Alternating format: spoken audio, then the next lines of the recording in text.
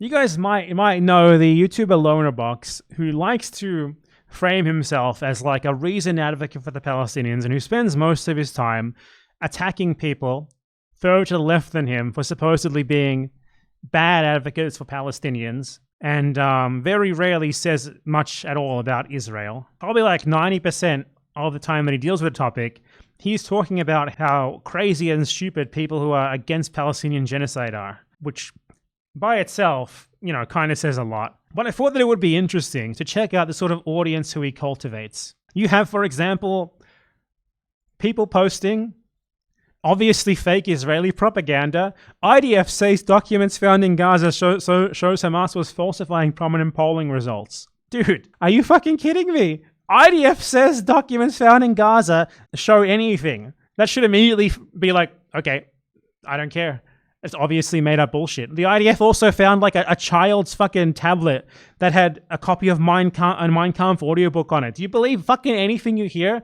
Now, you might expect that should be the first comment. And not a single comment is talking about how obviously bullshit this is. That's just one example. But it gets so much worse than that. That's actually a bad example to start on because it's going to seem like it's not as bad as it actually is. So this is an article about the IDF finding one of the hostages, an Israeli Bedouin, in Gaza. And the original poster says, apartheid state, by the way, guys. Such an apartheid state that some Bedouins serve in the army.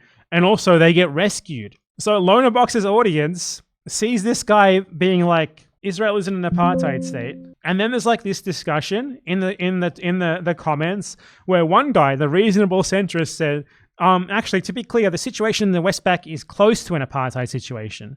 But I don't think those who describe Israel proper as such are honest about it.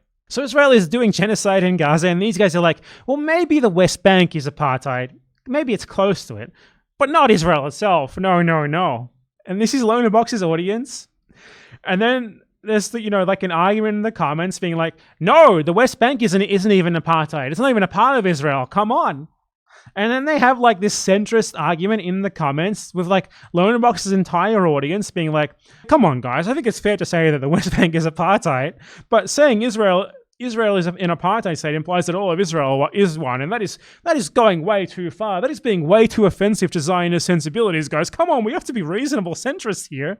It's like a parody of enlightened centrism. Like all of these people are just huffing their own farts 24/7. They all think they're so cool and that everyone else doesn't have the nuance that they do to just not have the fucking balls to call a spade a spade. Come on, guys. We don't want to go too far here. You want to be reasonable. Israel is a perfectly normal country with no apartheid whatsoever, whilst massacring, tens of thousands of Palestinians like fucking 10 kilometers away from the zone of interest. Pretty normal. And even the guy who mentions like apartheid laws in Israel still cannot bring himself to describe them as what they honestly are. He has a disclaimer to the end saying, although Israel proper is highly equal in its treatment of ethnic groups, holy shit, has anyone ever seen anything as bullshit as that?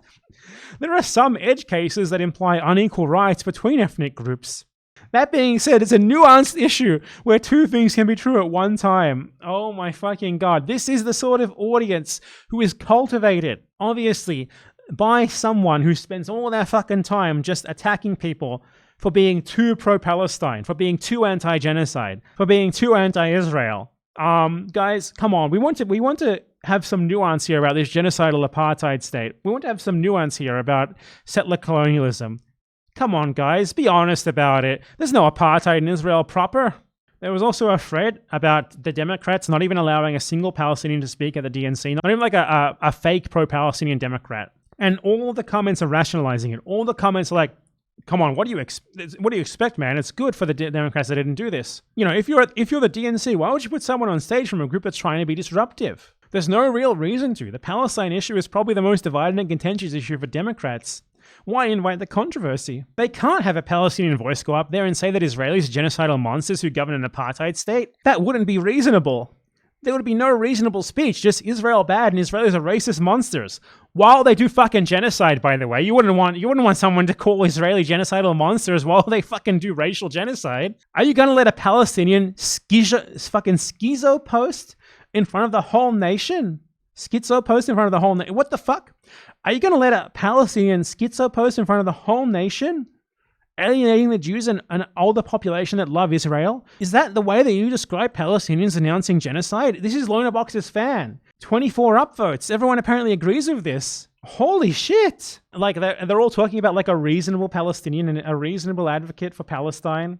Like, they basically want someone to go up there and like lightly scold Israel, like a Palestinian token who will at most lightly scold Israel. They're like, come on guys, we need a compromise between those goddamn schizophrenic Palestinians who would call out the genocide, and we need like a pro-genocide token to lightly scold Israel a little bit for us. And something that really stuck out for me here is that this guy here recommends that they should have invited a Palestinian not associated with the movement, being the anti-genocide movement, by the way, like Ahmed Al-Khatib.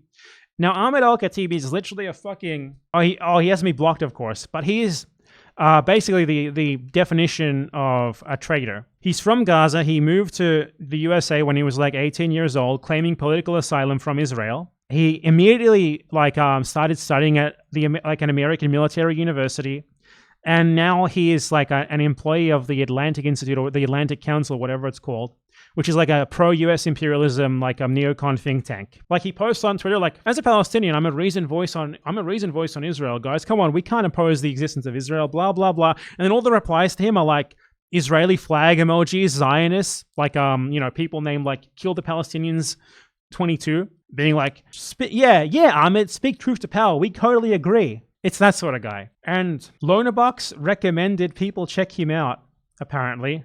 Amazing.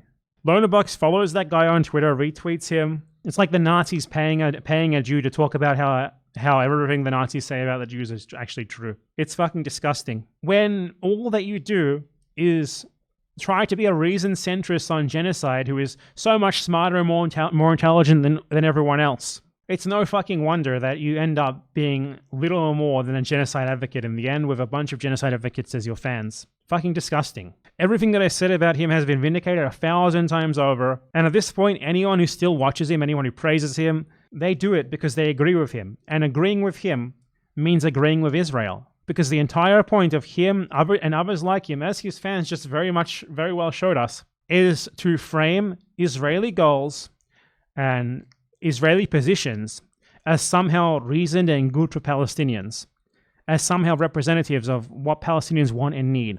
It's disgusting. It's just genocide supporters who spend most of their time scolding people who are against the genocide and who just don't have the fucking balls to say what they really think and believe. They hate that others actually have principles, that others actually have firm stances on issues like genocide, because it makes them feel inadequate. So all they can possibly do against that, in the face of that, is to be like, look at how fucking crazy those anti-genocide people are.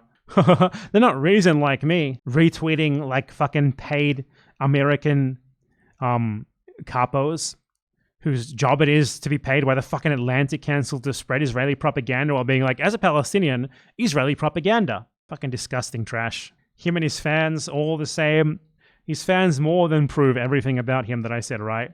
They are just parroting the exact same sort of thing that he says. No surprise at all that the guy is a huge fan of Vorsh, who has been outed as a pedophile, and Destiny, who is honestly even worse than Vorsh.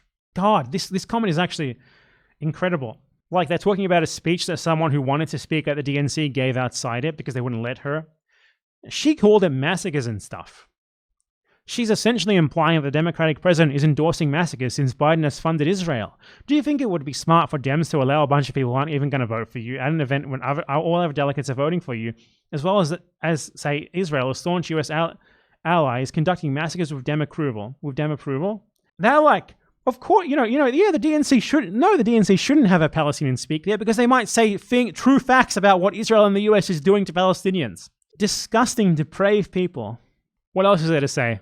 Anyone who still watches Lonerbox, who defends Lonerbox, who counts him like as a good YouTuber and ally or anything, they must either not know about this or just be functional supporters of him. Because Jesus Christ, he represents everything that is wrong with centrist genocide supporters who are too fucking cowardly to just outright admit that at the end of the day, they are functionals for the people doing the genocide. They are functionals for Israel. They are functional for Israeli goals. They are functional for Zionism. They're just too cowardly to advocate for it, without putting an asterisk at the end that they think absolves them. And yeah, it is funny because the entire reason I'm aware of Lonerbox is because he posted a video saying that Hasan should be deplatformed because his chat, not Hasan, just his chat, likes China. Well, perhaps Lonerbox should be deplatformed because both him and his chat fucking love Israel. I'm just applying the same logic here, my friends.